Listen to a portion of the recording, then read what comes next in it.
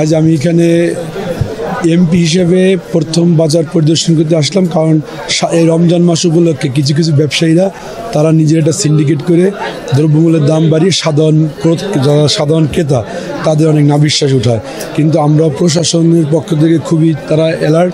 তারপরও আমি তাদের সাথে নিয়ে এখানে দেখতে আসছি। আমি আসার পর এই বাজারে যে কয়েকটা দোকান, কয়েকটা জায়গা পরিদর্শন করলাম, তেমন কোনো অনিয়ম অসঙ্গতি আমরা পাইনি। আগেও যেমন দাম ছিল ঠিক এই রমজান মাস আজ 4-5 রমজান হয়েছে, বাজার দাম কিন্তু অতটা অসহনীয় পর্যায়ে নেই।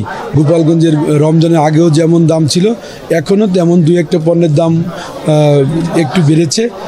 বাড়লে সেইটা আমরা কিন্তু মেমো চেক করছি। তারা কিন্তু ব্যবসায়ী যারা আছে তারা কিন্তু কেজি প্রতি 5 টাকা 10 টাকা লাভে তারা বিক্রি করছে।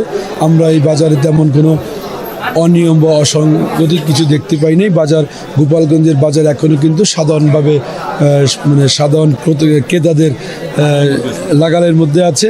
গোপালগঞ্জে কিন্তু এরকম কোনো কিছু ঘটেনি।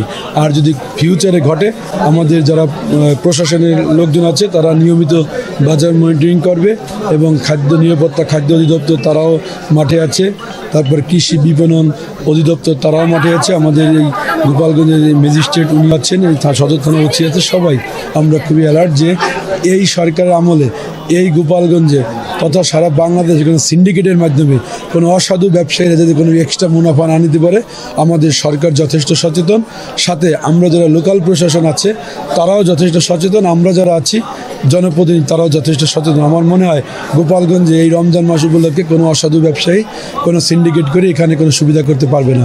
আমরা যথেষ্ট সচেতন, আমরা এটা সাধারণ মানুষের নাগালের মধ্যে রাখার জন্য সর্বদা চেষ্টা করছি। আর সারা বাংলাদেশব্যাপী আমাদের সরকার, আমাদের প্রধানমন্ত্রী জনাব তারেক রহমানের একটা নির্দেশ যে সব কিছু সাধারণ মানুষের ক্রয় ক্ষমতার মধ্যে থাকতে হবে, এক্সট্রা কোনো মুনাফা নেওয়া যাবে না, কোনো সিন্ডিকেট করে কোনো ব্যবসা বাণিজ্য করা যাবে না।